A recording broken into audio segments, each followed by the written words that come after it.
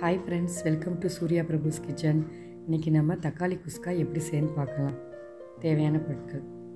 இப்போ தக்காளி குஸ்கா செய்கிறதுக்கு அரைக்க தேவையான பொருட்களை பார்ப்போம். வெள்ளைப்பூடு தேவையான அளவு, இஞ்சி, சின்ன வெங்காயம் 100 கிராம், மல்லி 2 ஸ்பூன், சீரகம் 1 ஸ்பூன், சோம்பு 1 ஸ்பூன். இப்போ தாளிக்க தேவையான பொருட்களை பார்ப்போம். தக்காளி 8 பழம், 3 கிராம்பு, 3 ஏலக்காய், 1 பட்டை, மிளகாய்த்தூள் 1 ஸ்பூன், மஞ்சள் தூள் 1/2 ஸ்பூன், நம்ம அரைத்து வைத்த மசாலா, சின்ன வெங்காயம் 100 கிராம் நறுக்கி வச்சுருக்கேன், பச்சை மிளகா 1 மிளகா கீறி வச்சுக்கிறணுங்க, கொத்தமல்லி, புதினா தழை. இப்போ குக்கரில் 2 ஸ்பூன் எண்ணெய் 1 ஸ்பூன் நெய் விட்டுருக்கேன். காயட்டும். காஞ்சது எடுத்து வச்சுருக்க பட்டை கிராம்பு ஏலக்காயை சேர்த்துக்கலாம். பொன்னிறமாக வதங்கட்டுங்க. வதங்கிருச்சு. இந்த ஸ்டேஜில் எடுத்து வச்சுருக்க வெங்காயம் பச்சை மிளகாய் சேர்த்துக்கலாம். வெங்காயம் பச்சை மிளகாயை நல்லா பொன்னிறமாக வதக்கிடுவோம். ரொம்ப பொன்னிறமாக வதக்க வேணாம். சின்ன வெங்காயம் போட்டாலே இந்த சாப்பாடுக்கு டேஸ்ட்டாக இருக்கும். தக்காளி சாதம் எப்பயும் பெரிய வெங்காயம் போடுவோம், இதுக்கு சின்ன வெங்காயம் போட்டுக்கிடுவோம். வெங்காயம் வதங்கிருச்சு. தக்காளியை சேர்த்துக்கலாம். தக்காளி நல்லா வதக்கிடலாம். 1 கிளாஸ்க்கு 4 பழமுங்க. 2 கிளாஸ் அரிசிக்கு 8 பழம் சேர்த்துருக்கேன். இது கரெக்டான அளவாக இருக்கும். தக்காளி நல்லா சுருள வதங்கிருச்சுங்க. இந்த அளவுக்கு ஈரப்பதம் போகிற அளவுக்கு வதக்கிடணும்.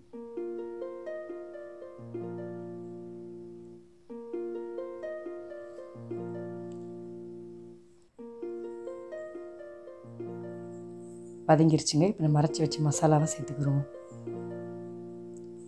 மசாலா பச்சை வாடை போகிற அளவுக்கு வதக்கிடுவோம்.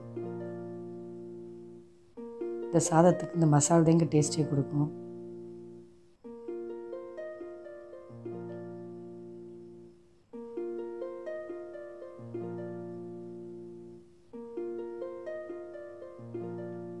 இப்போ மஞ்சள் தூள் சேர்த்துக்கிறோம். மிளகாய் தூள் சேர்த்துக்கிறோம். ஒரு கிளறிக்கிறோம்.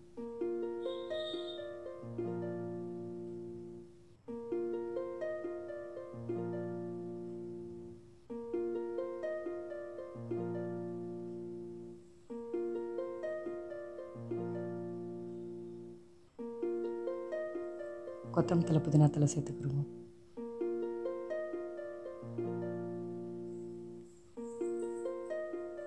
கொத்தமல்லி, புதினா தழை சேர்த்து வதக்கிடணும்.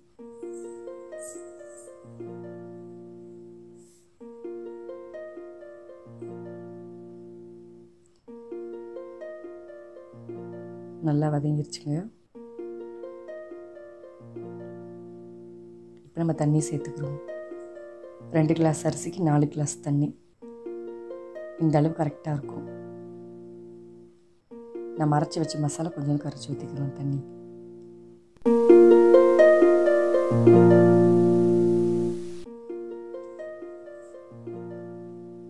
தேவையான அளவு உப்பு சேர்த்துக்கிறோம். நான் கல் உப்பு தான் இங்கே சேர்த்துருக்கேன். நல்லா கிளறிக்கிடுவோம். ஒரு கொதி வந்த பிறகு அரிசியை சேர்த்துக்கிறலாம்.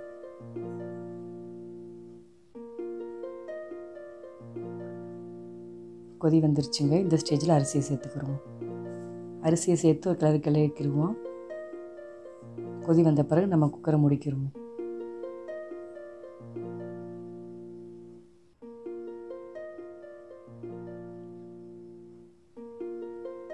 கொதி வந்துருச்சுங்க.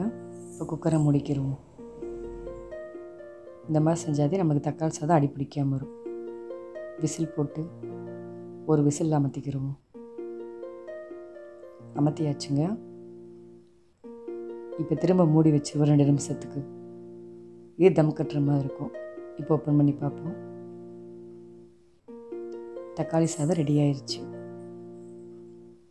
குலையாமல் இப்படி உதிரியாக வந்திருக்கு பாருங்கள். இந்த வீடியோ பிடிச்சிருந்தா லைக் பண்ணுங்கள், ஷேர் பண்ணுங்கள், சப்ஸ்கிரைப் பண்ணுங்கள். எப்படி இருக்குன்னு செஞ்சு பார்த்துட்டு கமெண்ட் பண்ணுங்கள். ஓகே, பாய். அடுத்த வீடியோவில் பார்ப்போம்.